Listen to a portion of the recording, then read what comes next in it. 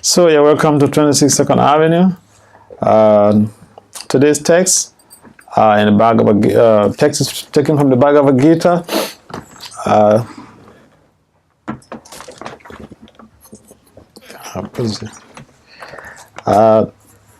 Bhagavad-gita 18, chapter 18, chapter 18, text 21, 21, right? Today? Yes, March 21. All right. The title of the chapter is Conclusion, the Perfection of Renunciation.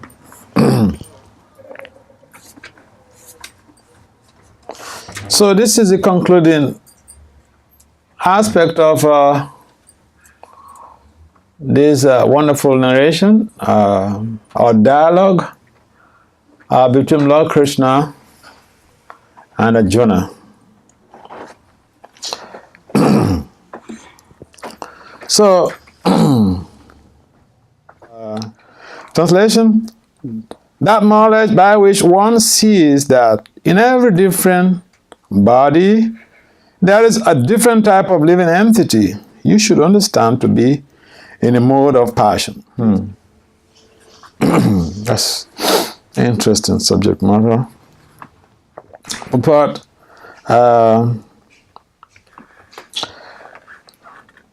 the concept that the material body is the living entity and that with the destruction of the body, the consciousness is also destroyed is called knowledge in a mode of passion. According to that knowledge, bodies differ from one another because of the development of different types of consciousness. Otherwise, there is no separate soul which manifests consciousness. The body itself is the soul, and there is no separate soul beyond the body. According to such knowledge, consciousness is temporary, or else there are no individual souls, but there is an all-pervading soul which is full of knowledge. And this body is a manifestation of temporary ignorance. Or, beyond this body, there is no special individual or supreme soul. All such conceptions are considered products of the mode of passion.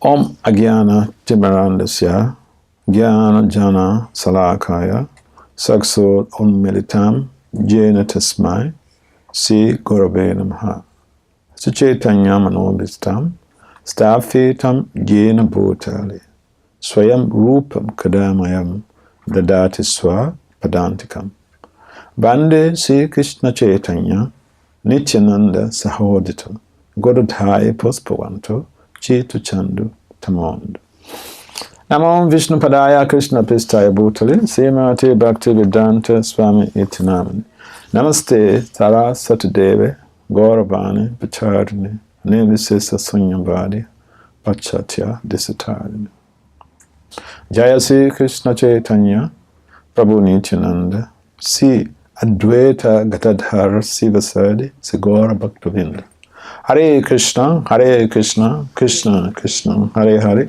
Hare Rama, Rama Rama, Hare Hare. Vanchakalpataribhyacha, Kripasunubhya evacha, Patitanam Pavanabhyo, Vaishnavibhyo, Namo Namah. So, there are different approaches to the concept of the soul. And these are categorized according to the modes of material nature. We are all under the auspices of a specific mode of material nature or a combination of the modes of material nature. In fact, the different permutations of the modes of material nature, that is what is responsible for variations in behavioral patterns. Because if you understand the characteristics of someone who is under the influence of the mode of passion, then you know that such a person, he is basically after profit, distinction, and adoration. Whatever he does or she does, the question, the pivotal question, perhaps uncoded or unspoken, tacit question from within. That's why I said the pivotal question. Pivotal question is, a person is thinking, what am I going to get from this? What am I going to get from this? Immediate, not post-dated check. Now and here. This is how the mode of passion works. Mode of passion, we are after distinction, you know. Whew. Number one.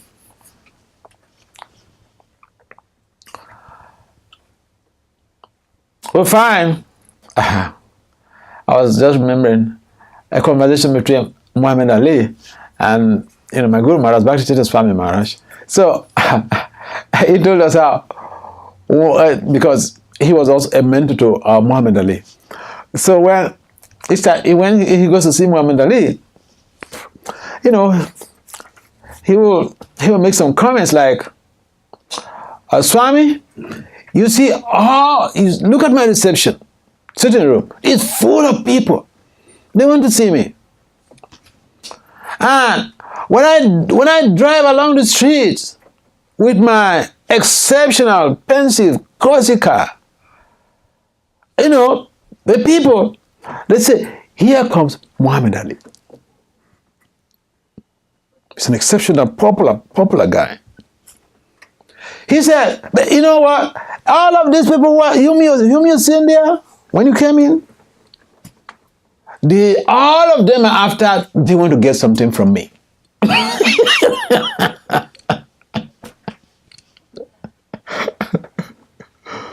So that is a typical display of the mode of passion. What am I going to get from him? He's a big guy. He's a popular guy, rich. He or she. What am I going to get from him? This is a manifestation of the quality of the mode of passion. And so, someone in the mode of passion also may be interested in spiritual knowledge. And we'll find this very much a dominant factor, especially in Western countries where we have people who are interested in spiritual life. Top scholars, top business tycoons. And you have, I don't want to mention organizations, but you have this type of organization that they come together. But if you go close, they're talking about the soul, this and this, values, ethics, here and there. But if you examine the philosophy very closely, it's all about distinction, fame, and adoration. What are we going to get? How are we going to exploit the resources of material nature? That's it. At best, they talk about the soul, but then is this concept here.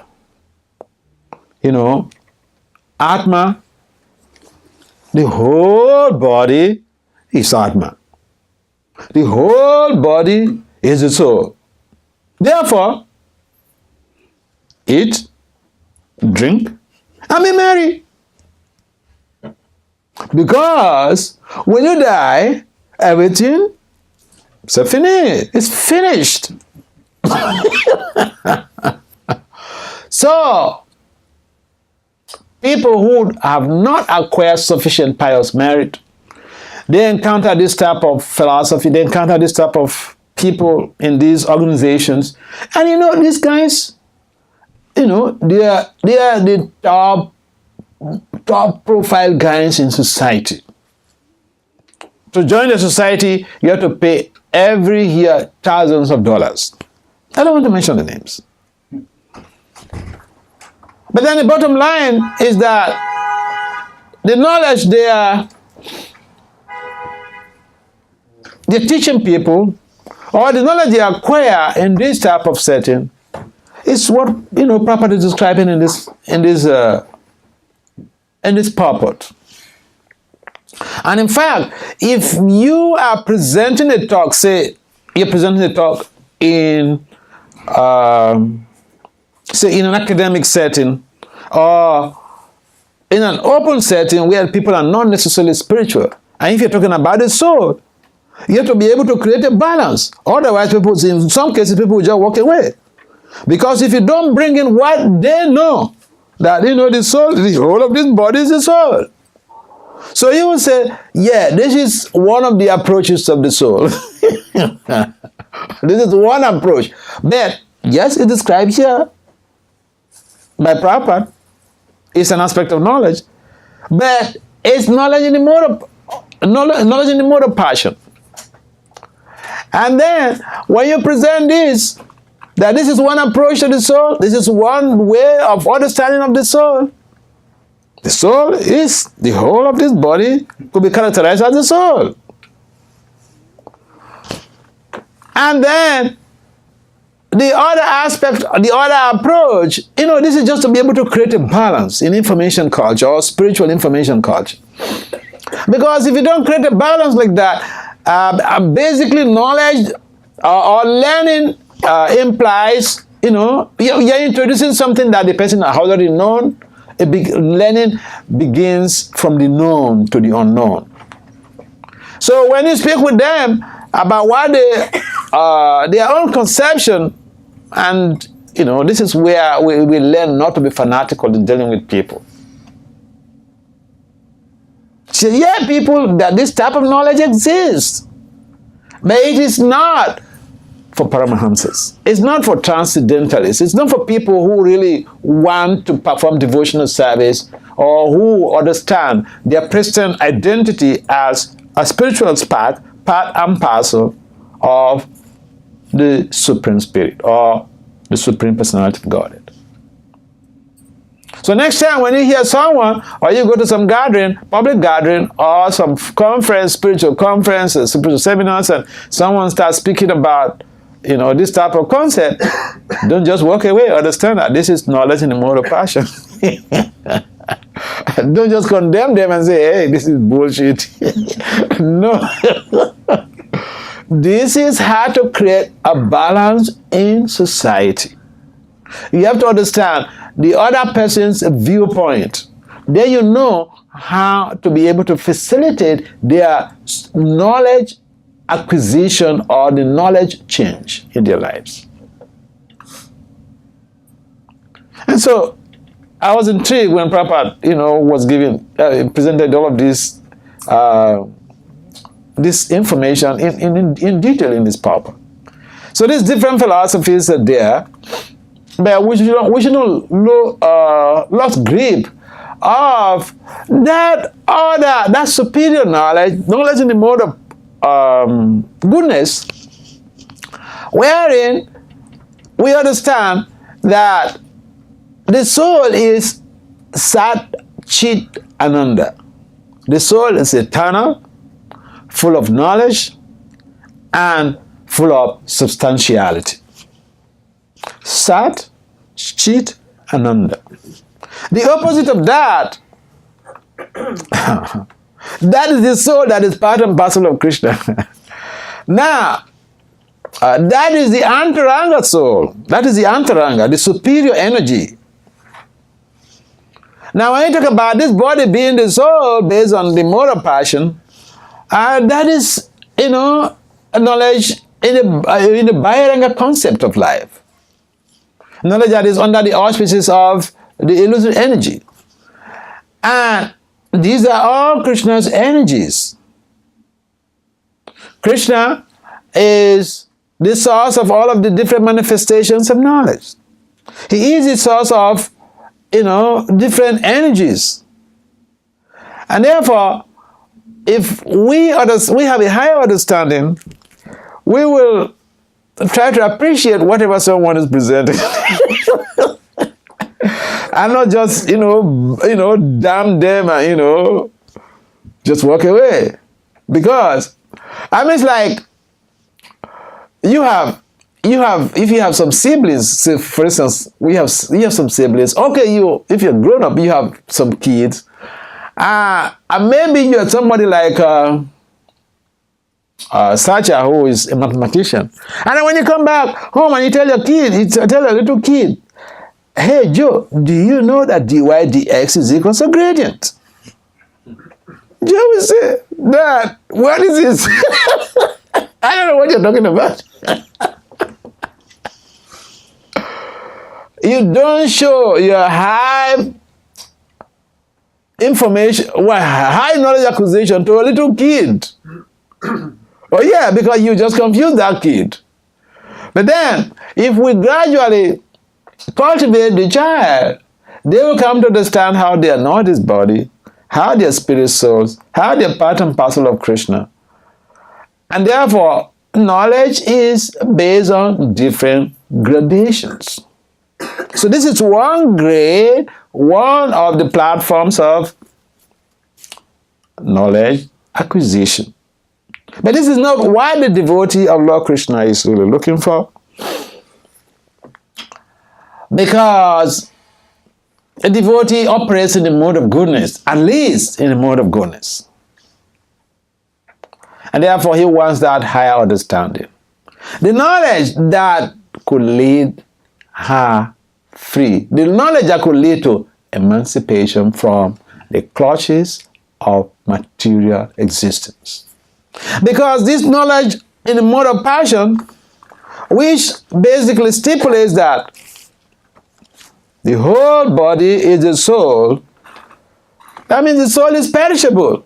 Whereas characteristically, the soul is imperishable. That is one of the characteristics Krishna, provided for us in the Gita about the nature of the soul. It's imperishable. You can burn the soul to ashes. No amount of instrument can really have any effect on the soul. No amount of weapon, even atomic bomb. And so one who has this higher knowledge, he has a freedom. I think this Greek philosopher, which of them, is it Plato, or which of them that, when he was... Socrates. Socrates, when he was when he was tried and found guilty, there is, in the legal system, in the law court, there is something we call allocutus. Yeah, you have been found guilty. Boy, what is your last statement? What have you got to say? That's called allocutus. Like, what's the last thing you have to say? So they told Socrates, yeah, we found him guilty, Sentenced to death. But what have you got to say? And what was Socrates' response? He said, first you have to catch me. For you to kill me, first you have to catch me. He was speaking about knowledge of the soul in the Gita. He understood. I'm not his body. So what? You want to kill this body? Don't give a damn. Kill me. So he challenged his prosecutors and trial attorneys that, hey, if you want to kill me, first you have to catch me. The people were confused. This guy is here. And he said, first we have to catch him. So that is a higher knowledge. It's talking about knowledge of the soul. So we find that, especially amongst the Greek, in the Greek civilization, there are all of these top, and keep in mind that even Western philosophy begins with the Greek civilization. All of these Socrates, Plato, and all these people who are renowned Western scholars, they've been very great thinkers. I don't remember which of them. He'll be walking and stand at one spot for hours. I don't know which of them, whether it's Plato or Socrates. So this is a civilization of thinkers. So for one to become exposed to this type of knowledge, that he or she is not a body, but that fragmental part which is spiritual or unified force, whatever you call it, that is spiritual. It's not subject to decay. It's not subject to death. It's not subject to old age, disease. That knowledge is different from knowledge of the body. So they are just basically these opposite polarities. The knowledge of the soul, knowledge in the mode of goodness, and knowledge in the mode of passion. This knowledge in the mode of passion, it makes people to become slaves of their sensory modalities and their minds. Because the little dictates from the mind and the senses, obey. And you have to struggle so hard to obey the dictates of the senses and the mind. So this is the negative effect of this knowledge in the mode of passion. Because if we say the soul is, the whole body is the soul, is perishable, then, there is a super soul which is imperishable. So this body is the soul. So what's wrong in doing anything you like with this body? There's a good rationale for that. And therefore the devotees of Lord Krishna must be equipped with these different approaches to the science of the soul. So here is this very knowledge in the mode of passion is alluding to the effect that the soul is not eternal. The soul is full of ignorance. The soul is full of, sadness. It's not blissful. Whereas the actual characteristics of the soul is Satchit Ananda. It's eternal, it's full of knowledge, and it's ever blissful. And so, this is why, you see, who amongst us here is not looking for happiness? Bliss is just a superlative aspect of happiness. Everybody is looking for bliss or looking for happiness. Why? Because that is our inherent nature. That is nature. That is the nature of the soul. And therefore, we look for happiness by all means. So there's nothing wrong in looking for bliss. It's just that we should not look for bliss in the wrong place. And what has caused so much of frustration on the planet, and even been people committing suicide, is that they search for bliss in the wrong locations. If you want to go and see a friend, you don't have the address, you'll just be roaming around the streets of New York. And at worst, you could be picked up by the police because you're roaming. You don't have a sense of direction. And so, in a similar way, someone who is under the auspices of the mode of passion, they don't have any definite sense of direction, in the sense that they don't have any strategy to become emancipated, to be freed. Imagine someone in jail and doesn't even understand that he or she is in jail and is making so many big plans. And if you come tell them that, hey, you are in jail, you left your family, you left your kids, and you're in jail. Your wife is out there and your kids waiting for you. He said, no, I don't believe that. I'm comfortable here. I get two or 3 square meals. When I was outside, I couldn't get even 3 square meals. Here, I'm getting the 2 square meals. What are you talking about?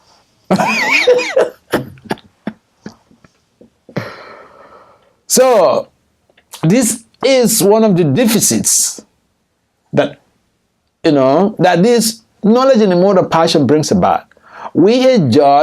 Such persons are just about here and now. No strategic plans. And therefore, we have to understand that to become a transcendentalist, one has to appreciate the fact that there is a super soul within the same body. There is a super soul or Paramatma, and there is also the soul or the Jiva Atma. Now, the problem with a number of people who are supposedly treading on the path of spirituality, who are not guided by a mentor, who are not using any scriptural authority, scriptural injunctions, or scriptural literature, and they're not also guided by practitioners. The problem with that is that they go about speculating and they don't achieve any definite goal. And therefore, the very concept of the soul is so intriguing. And Krishna gives, different definitions or different characteristics of the soul. And if we understand that we are not this body, that alone could bring about peace and harmony in society. Because if we know that we are not this body, what would be the use of going to steal or going to rob a bank for a very transitory period of enjoyment of that resources? And the good thing in America is that, you go to the bank, you rob, you thought you're successful, but they will track you down. Because everywhere, there are cameras. So whatever you do, you think you were successful. Again, ignorance, propels people to do things, and sometimes people completely forget that there are cameras everywhere. Even when you're driving, you overspeed, you get a ticket on him.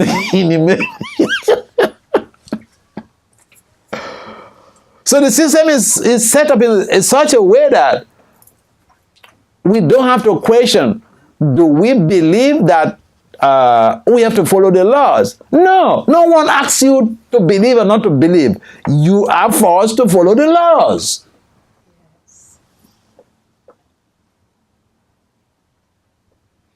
If you go to the road and you drive any side you want to, you'll be pulled over by the cops. They're not going to ask you, oh, you don't want to follow the rules, the traffic rules? No, they just give you a ticket. So this is a society we're living in, that we're being policed. Just because we don't see physical police monitoring our activities, it doesn't mean that we can do anything and we go scotch-free. Because by nature, we are spiritual.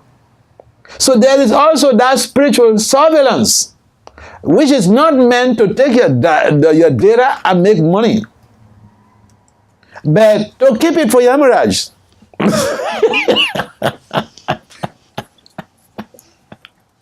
You go to any of the social media, what's your name, date of birth, What are they doing with those data? Now, I was reading on the other day about data surveillance and capitalism. And you see that each time you input your data, it's useful, it becomes a part of a data bank. So people have to use your information to be able to create a fortune for themselves. And there's so many people who just go to the web, fill their names anywhere, any site. They don't know what people do with that information. So we're helping people to make money. We don't question about it. Now, when we talk about spiritual culture, spiritual rules, spiritual laws, we question about it. Good for you. And therefore, the understanding that the soul is different from this physical body. Now, the Bhagavad-gita delineates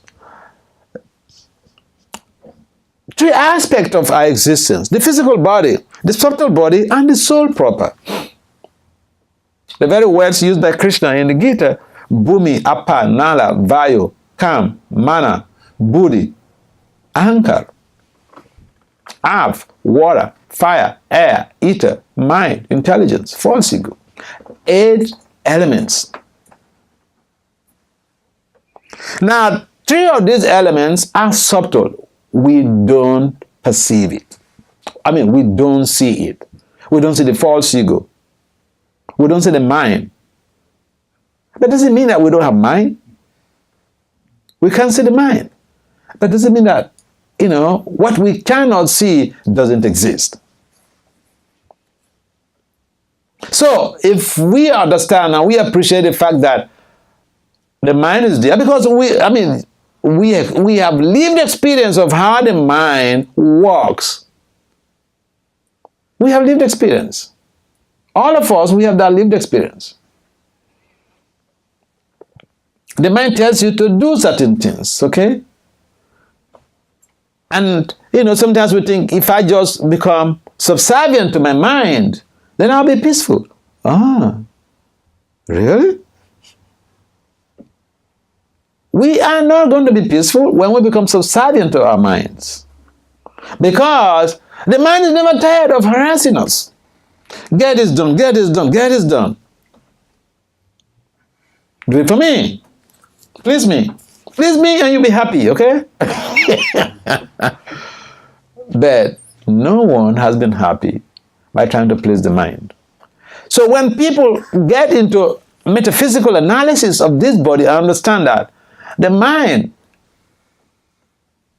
is what propels, the influence of the mind is what pushes people to become slaves in this material world. The influence of the mind is what makes people to get into trouble. The influence of the mind is also what makes people to become great souls. Why? Because somebody is able to control their mind, another person is not able to. But without the metaphysical analysis of this body, forget it. If we say the body, the soul, the whole body is the soul, then there's no question of metaphysical analysis or the mind and the ego being different. But the mind, the ego, they are different. They are subtle aspects of creation. And so in this very Bhagavad-gita, we can get the information that we need. Forget about going back to Godhead. We can use the Bhagavad-gita to be happy in this world. Knowledge is the source of freedom. If we don't have knowledge, God does a lot of things. Knowledge can make you to be a high-profile personality. Yeah, what's the difference between the people who have PhDs and people who didn't go to school? Knowledge. Oh yeah. What's the difference between the Paramahamsas and the people who are, who are good dancers? Knowledge. And the fundamental aspect is the implementation of that knowledge in our daily life. That makes the difference. So knowledge of the soul is so helpful, it's so motivating for creating and initiating changes in our lives. But when we do initiate that change, even in knowledge acquisition quest, we have to be able to make sure we sustain it. And that sustenance or that sustainability comes when we have regular association, when we come to hear this knowledge amongst devotees. So yeah, forget about these bodies that we're having. I'm a black man, I'm a brown man, I'm a green man, I'm a yellow man, I'm a white man. Whatever it is. Yeah, these are just the morphology of the illusory energy. Our real personality is the same. You know, I was reading Papa a statement, and he was making some argument with some Christians, Christian evangelists or some cardinal. So he said, oh, okay, if you say the animal, they don't have soul. What's the difference between an animal and a human being? What is the difference? Papa just pin him down. What is the difference? The animal is struggling to eat. It's just that he does not go to school to acquire some degrees. He doesn't have that evolved consciousness to go and sit down in class and be tutored or be mentored by some professor. But Krishna arranges what he's going to eat. Okay, you see, don't see the animals that they arrange a big festival for their marriage. Or, they don't spend so much of money in going to do a wedding. But, they have free spouses all over the place. And for eating, they can eat anything anywhere. Why not? We have to work so hard to get 3 square meals. So the point is, okay, we are eating, sleeping, mating, and defending. Animals are also doing this. Animals have consciousness. If you want to go and hit a dog, they will bark at you. If you're not careful, they will even bite you. So they are conscious. They are aware of their environmental forces, environmental factors. They have some danger. They protect themselves, they react. So what's the difference between the humans and the animals? Just that the humans have evolved consciousness and we can inquire into spiritual reality. That's the difference. We don't see dogs inside this class. That's not their business. But it is business of the human beings to make inquiries, Tata Brahma Jigyasa, spiritual inquiries. Because anyone can make inquiries. If you go to any department or any organization, any company, you go to reception, there's provision for inquiries. Yes, what do you want? How can we help you? Inquiries is always there.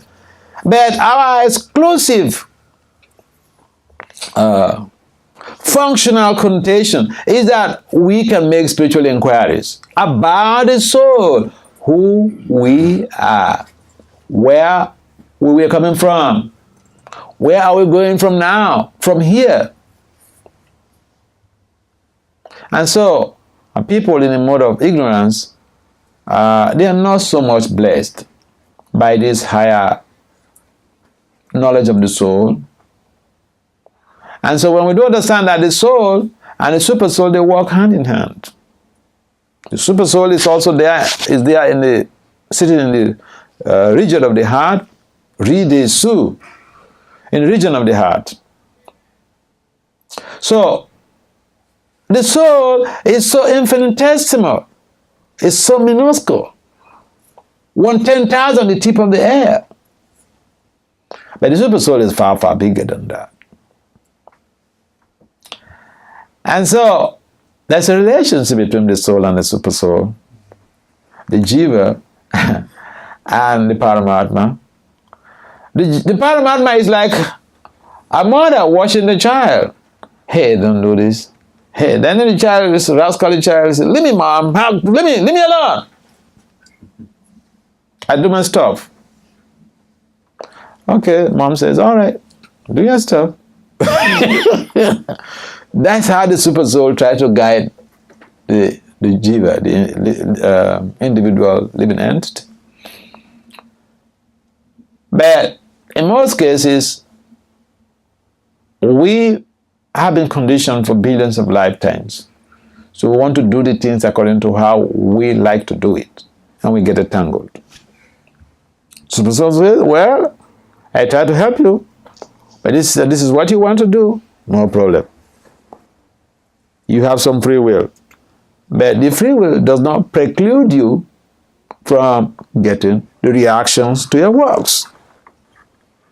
This is why we have different bodily manifestations, we have differential coefficient in terms of bodily development and whatever. Work.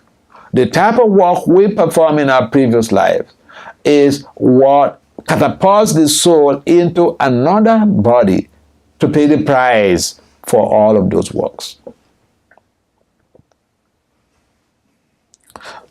Which country is the seat of war now? The really heated one? Syria. Syria, okay. Who here amongst you would like to take birth in Syria in the next life? Or given that you have a chance to just change your birth, to change your status now, would you like? Change of status. People come to America to change status. They don't try to go to Syria to go and change status. Because there is a war. Life is very uncertain. Existence is very uncertain. But, okay, if we understand that we are not this body, well, why don't we just, take any risk anyhow? But that is not the requirement.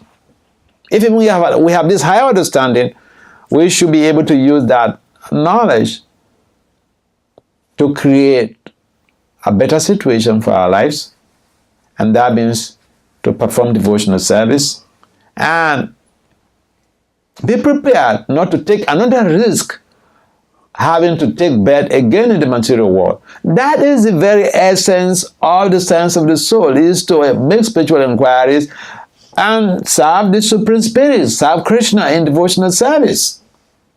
All of this knowledge, here you go there, it's just to come to that to that point that our prime duty is to be able to rediscover our values, our spiritual values, our relationship with Krishna. And so this knowledge is very good for us, because it will help to create cohesion in society, in a family, in our communities, and in the global society. Because when we do understand that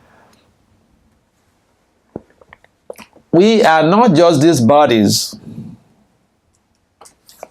we are spiritual entities. That is knowledge in the mode of goodness. Because then that goodness will become all pervasive. Because if everyone on this planet has that higher understanding, you see people's behavioral patterns will change. Oh yeah. And so it's interesting how there's a lot of provisions for us to understand all aspects of knowledge in a very holistic way. Knowledge in the mode of goodness, knowledge in the mode of passion, knowledge in the mode of ignorance. The next verse is to discuss about knowledge in the mode of ignorance.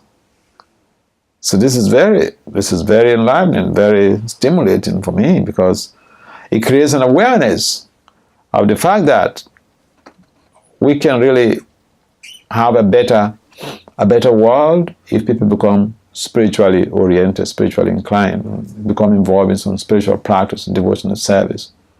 And it's a very simple process. A very simple process, especially in this age of Kali. In the 21st millennium, what is recommended for one to become, self-realized is simply to chant Krishna's names. Hare Krishna, Krishna Krishna, Hare Hare. Hare Rama, Rama Rama, Hare Hare. For those of you coming for the first time, we have our cards there. So you pick one of the cards, and then these very amazing prayers is there for you. And if you do this, you just give some time to read. And you see that your life will never be the same. Any comments or questions? Yes, right. How can we be able to see the soul? Mm. You know, I heard in one lecture Prabhupada was saying, you want to see God, but you can't even see the soul. Yeah. So I've been thinking about that now. Mm. How do you just see the soul? Yeah, that's an interesting subject matter, because the soul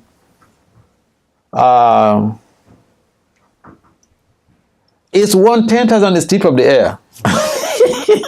So if you even have the highest power, or even under the highest power of the microscope, you cannot see it. You can see the super soul even in the dog's body if you have the eyes, but the soul is so small. Yeah, so that's a good challenge Papa puts forward. Okay, you're demanding to see God, and you can't even see yourself, because the soul is our real self. You can't even see yourself, and you're demanding to see God. So that is ironical. Yeah. So it's so graphic. The dimension is given in the Purana, 1/10,000 the tip of the air. So assuming that is a material substance, you can't observe it under the highest power of the microscope. It's just so infinitesimal.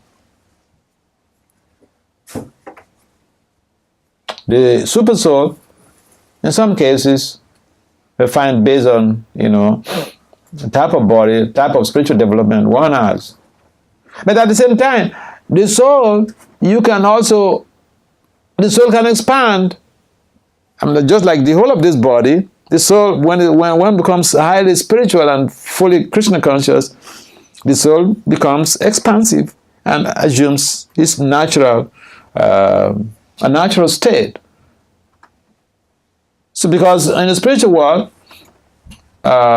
that the bodies there are spirit souls. In other words, they are identified by spiritual reality, not by Ranga Shakti. It's anti-Ranga Shakti that is dominant in the spiritual world. In other words, it's spiritual energy that is dominant in the spiritual world. So when we do perform our bhajans, when we cultivate Krishna consciousness to a very high level, if Krishna wants, he could also manifest, or he could also reveal the super soul in the heart to us. But for someone who is not a devotee, who is not guided, the tendency, and this has been happening, the tendency is people perform lots and lots of austerities. They don't have any devotional guide how the super soul is different from the jiva. So when they perform all type of austerities, and maybe by accumulation of pious merit, the super soul, they could perceive the super soul. But then it so happens that they think that personality they are seeing is themselves. This is the concept of I am God, you are God, he is God, she is God. So it's so dangerous, again, on the part of spirituality, if we don't have a guide. We may perform all type of austerities, but we could easily be misled by our senses. Yeah. Any other comments? Yes. Hare Krishna Maharaj. Haribo. So you were talking about you give people knowledge is given in different gradations, right? So for instance, practically, say you have a friend or something that asks some kind of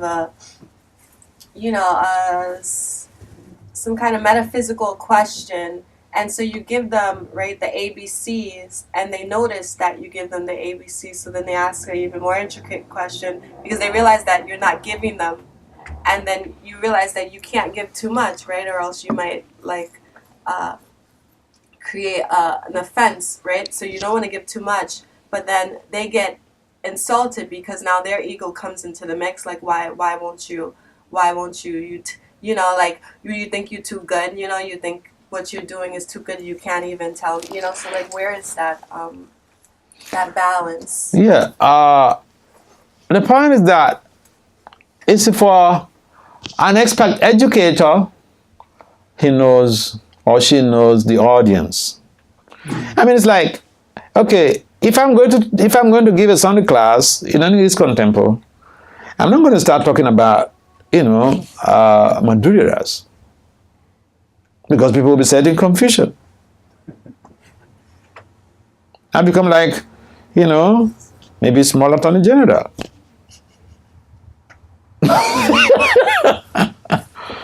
So I can confuse the people, you know. But yeah.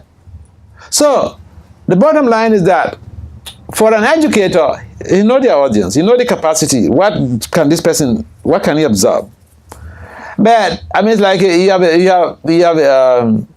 a teenage sibling, and then they want to know that higher information. I mean, it's like the example I gave that. Okay, you come in and tell your younger one that he just a teen, he's a preteen, and you come to say hey Joe, do you know that dy dx is equal to gradient?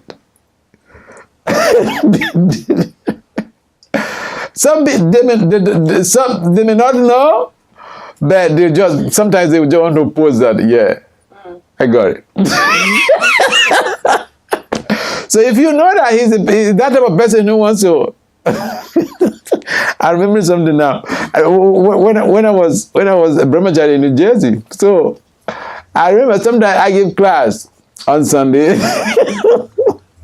I gave class on Sunday, and there was this pujari there who works with us. In fact, he was the chief pujari at that time. So he told me something. He said, Vasudev, you know, when you give me a class, I don't understand, you know. But because you laugh and everybody else is laughing, so I also follow them laugh because if I don't laugh, it's like you know, I don't understand what is going on. So there are some people like that. That's why I said you have to understand the audience. You know, what type of personality is that? Is it somebody who just wants to make a show of knowledge, or is it somebody who really wants to learn? If he wants to just make a show of knowledge, and he's demanding you should give this, all right, we give to create a relationship. You give. You're free from from being accused of hiding something or not giving the higher knowledge. So, bottom line, you have to know who is asking what, so that you see how our relationship with people is to be able to become facilitators. We're not really teachers. To facilitate people's spiritual positive change. But sometimes when you say something like, oh, hey, why don't you eat meat, right? You start to say, oh, you know, I don't eat meat. Then they start going deeper and then you end up saying, I don't eat anything, you know, it's got a soul, you know, I'm not into eating. So then now you disturb them. Now they're like, you know, ooh. So it's just, I don't know. Sometimes I feel like it's very hard to find that silver lining, you know, yeah, so you that see, you don't disturb them. A number of people to not eat meat. That's not a big thing. There are so many. You know, veganism is just it's very much in vogue in the West. I remember, you know, Reagan's daughter, when she was for her wedding, she just declared that, hey, we're not going to serve meat here, okay? If you're looking for meat, please don't come. So it's just a common thing. People are proud of it, that they're vegans. So if somebody is just questioning or trying to find, you know, some loophole, or just trying to find some fault about why you're not eating meat, I mean, you just refer them to the vegans. What are we going to say about the vegans? I mean, it's even for a number of reasons, people are vegans. They are not necessarily, you know, highly spiritual. But for health reason or whatever, people resort to veganism. And sometimes even our devotees, we don't seem to understand that just by drinking milk,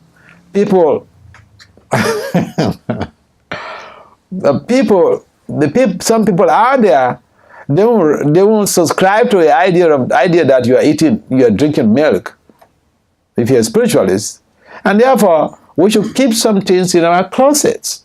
We don't display everything because the people who are vegans, they feel that they're superior to the people who are.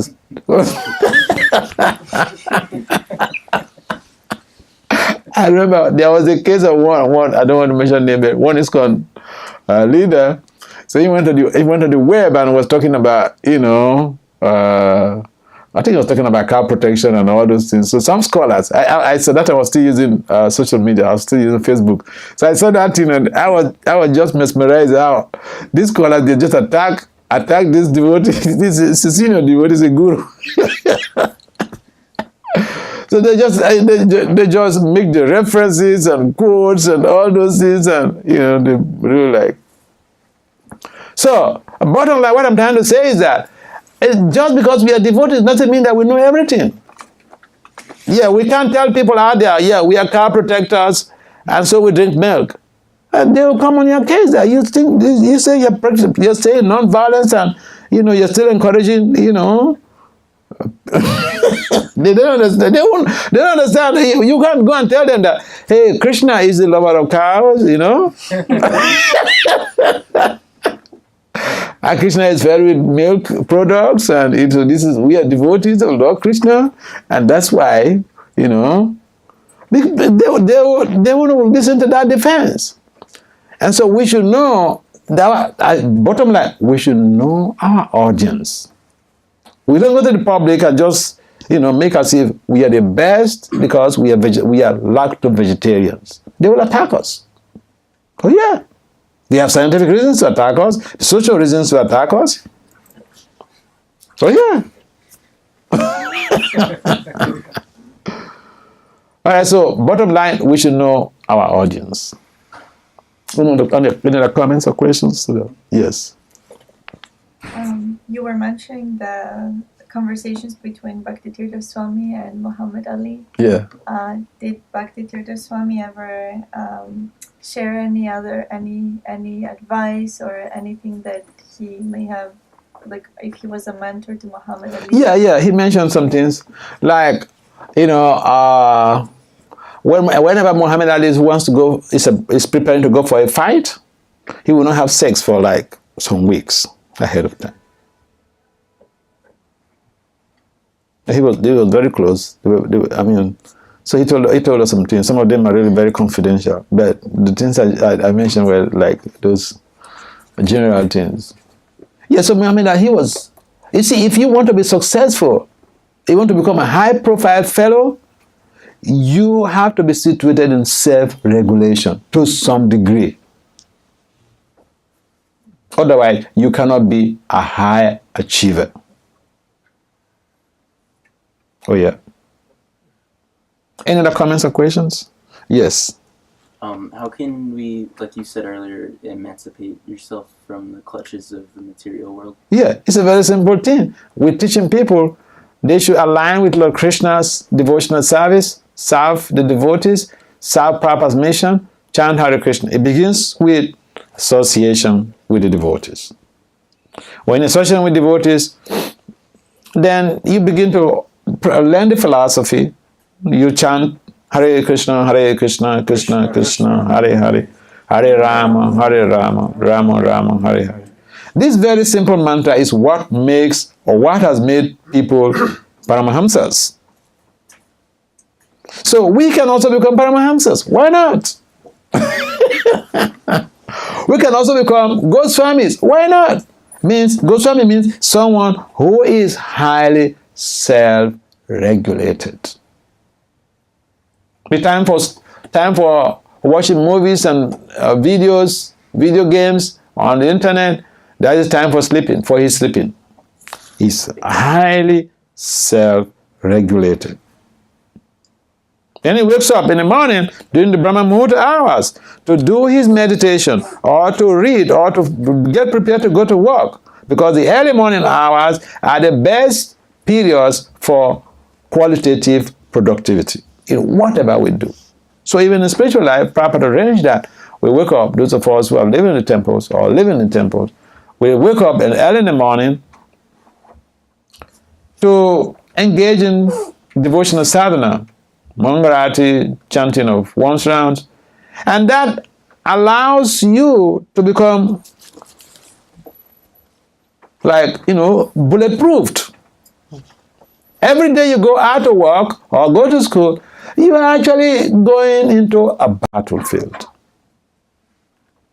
So, the important thing is that we should become self-regulated by being able to go to sleep on time, being able to wake up on time. Because when we do wake up on time and chant our rounds before we go out, our day is very auspicious. Everyone else out there in the office or at school or whatever, they may be begrudgingly doing what they have to do, but you'll be beaming with smiles, and people will wonder, what did you eat? It's not just eating, it's spiritual diet, it's Krishna conscious diet, connecting with Krishna in a very substantive way. So yeah, the chanting looks like a simple thing. The other day I was mentioning that also at the Brooklyn Temple. The number of people, they've taken initiation, they can't even chant 16 rounds. What's the use of taking initiation when you can't chant 16 rounds? Just for fashion? Whew, I'm initiated. This is my new name. Das or David Dasi.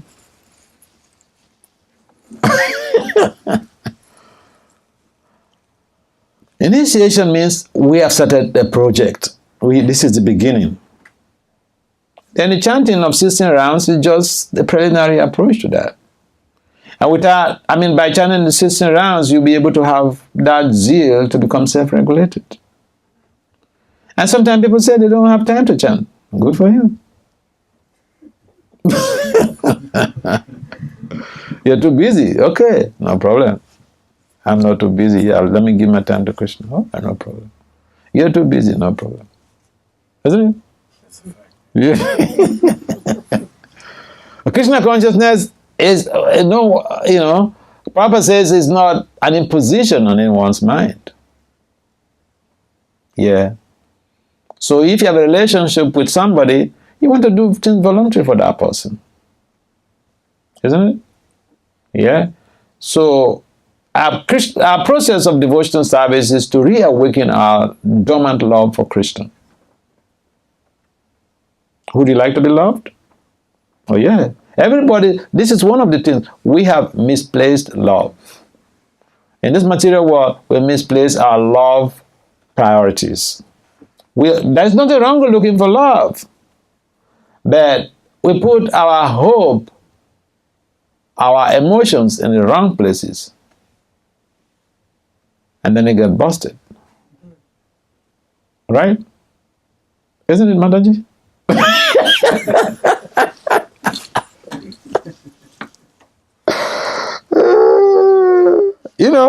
The whole world, there is so much of desire because of this ignorance, or this conception of knowledge in the mode of passion. Yeah. Because I was coming in the train and I was just thinking, oh my God. Oh yeah, it's all over the place.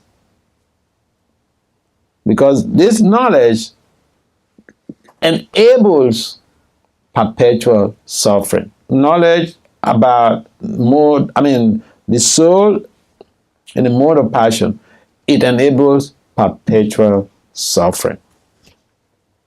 Of course, it does give some immediate sensation, a quick fix, I call it. But then the quick fixes, it doesn't last, Just the next moment, it's all about fighting, killing each other, litigations and all this. And can you imagine, people come together, darling, and then the next time they are They're in the court. I was reading some case. Whew, there was this there was this guy, young man, with his wife. That was just recently. They put him up in the news. And you know what happened? They had a kid. His own kid. But he got angry with the wife and he shot the kid. His own child. Shot the kid. First, the kid has some mystical power. First, he tried to shoot him, and then the trigger didn't work. So the wife ran out into the car. Then he came back reinforced, and again he went there and shot the child. Okay, you have a problem with your wife. Is it the child? He thought, oh, let me kill him so that you suffer. But this is how this knowledge about motor passion works. It gives us some type of sensation, but then in the very next moment, the person that we say, darling, darling, darling, whoo, will kill the person. This is a very good world, right? Very wonderful world. The other time, again, some few months ago or so, I read also in the news, that person, they were just surprised. His father has to come and interview him before he accepted. He killed his children with his wife. And then he went to declare to the police that his wife and the children, they're missing. Oh yeah. I want a spouse, I want a spouse, I want a spouse. I want a spouse. Okay, no problem.